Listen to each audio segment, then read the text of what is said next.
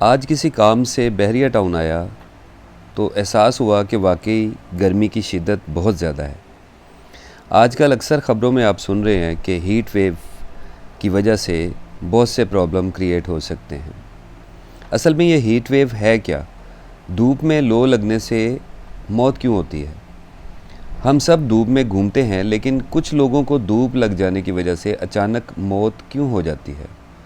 ہمارے جسم کا درجہ حرارت ہمیشہ 37 سینٹی گریڈ ہوتا ہے۔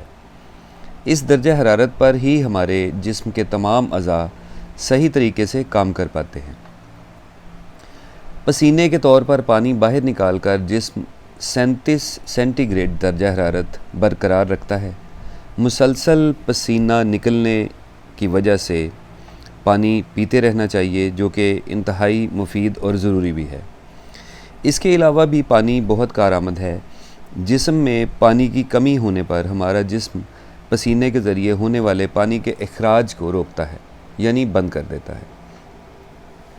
جب باہر درجہ حرارت 45 ڈگری سے زائد ہو جاتا ہے اور جسم کا کولنگ سسٹم ٹھپ ہو جاتا ہے، تب جسم کا درجہ حرارت 37 ڈگری سے زیادہ ہونے لگتا ہے۔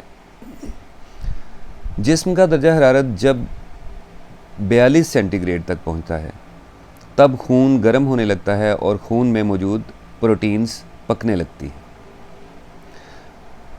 پٹھے سکڑنے لگتے ہیں۔ اس دوران سانس لینے کے لیے ضروری پٹھے بھی کام کرنا بند کر دیتے ہیں، یعنی پٹھوں میں سٹفنس آ جاتی ہے۔ جسم کا پانی کم ہونے سے خون گاڑھا ہونے لگتا ہے اور بلڈ پریشر لو ہو جاتا ہے۔ اہم اعضاء بالخصوص دماغ تک خون کی رسائی رک جاتی ہے۔ انسان کوما میں چلا جا سکتا ہے اور اس کے جسم کے ایک کے بعد ایک عضو دھیرے دھیرے کام کرنا بند کر دیتے ہیں اور اس کی موت ہو جاتی ہے۔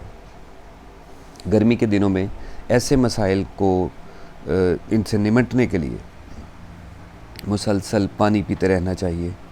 اس سے ہمارے جسم کا درجہ حرارت 37 سینٹی گریڈ برقرار رہ پائے گا۔ اس بات پر ہمیں توجہ دینا چاہیے کہ آنے والے کچھ دنوں میں اس ہیٹ ویو کے گہرے اثرات پاکستان کے موسم پر پڑیں گے۔ کئی علاقے اس کی زد میں ہوں گے۔ براہ کرم دوپہر 12 سے 3 بجے کے درمیان زیادہ تر گھر میں، کمرے میں یا آفس کے اندر رہنے کی کوشش کریں۔ درجہ حرارت 40 ڈگری کے آس پاس ہوگا۔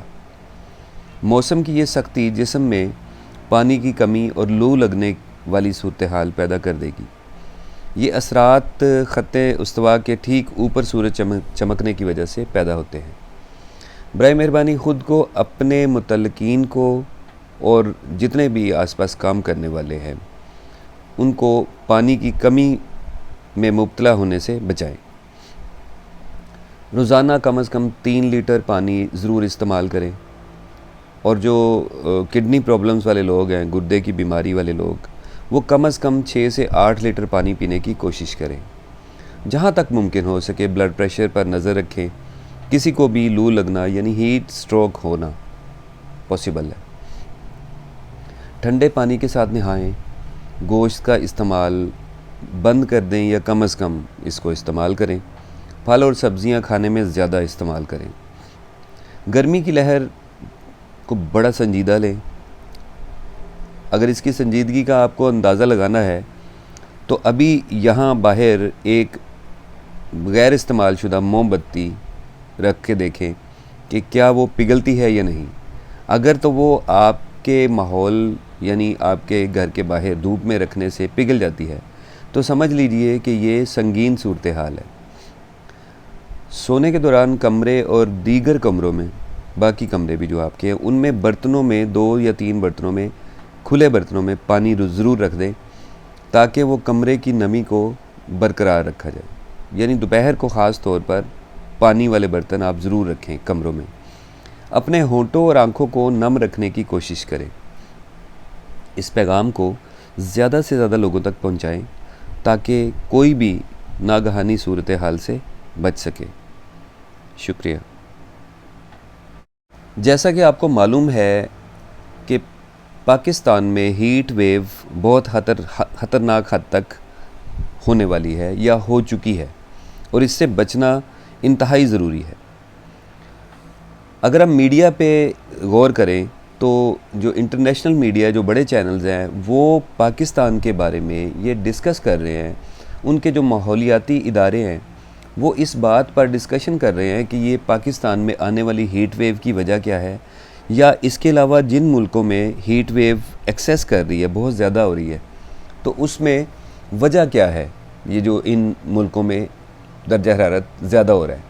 لیکن اگر ہم اپنے میڈیا کو دیکھتے ہیں پاکستان میں، تو آپ دیکھیں کہ یہاں پر ہیٹ ویو کے بارے میں کسی علمی ادارے میں، کسی تحقیقاتی ادارے میں یا کسی ماحولیاتی ادارے میں کوئی بات نہیں، کوئی ڈسکشن نہیں ہو رہی، جو ہمارے لیے ایک بڑی الارمنگ پوزیشن ہے کہ ہمارے ساتھ جو ہو رہا ہے ہم اس کے بارے میں بالکل نہیں سوچ رہے اور کوئی ڈسکشن بھی نہیں کر رہے۔ لیکن جو باہر بیٹھے لوگ ہیں، ان کے ماحولیاتی ادارے، یونیورسٹیز اور ریسرچ سینٹرز اس بات پہ غور کر رہے ہیں کہ یہاں پہ اتنی زیادہ گرمی کی شدت کیوں بڑھ رہی ہے، اور پچھلے سالوں سے ویسے بھی درجہ حرارت ہمارے ملک کا انکریز ہو رہا ہے۔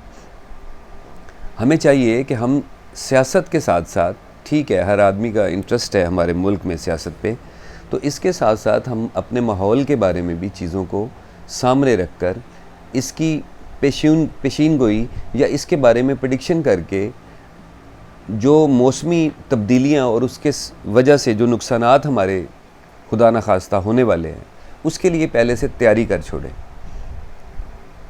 اور اس بات کی بھی اویئرنیس لوگوں کو ضرور دیجیے کہ صرف یہ آلتو فالتو باتیں کرنے کی بجائے جو پریکٹیکل عملی طور پر جو ہمیں مسائل درپیش ہے ان پہ بھی بات کی جائے، خاص طور پہ ماحولیاتی، جو اس وقت ہمیں شدید مشکل کا سامنا ہے۔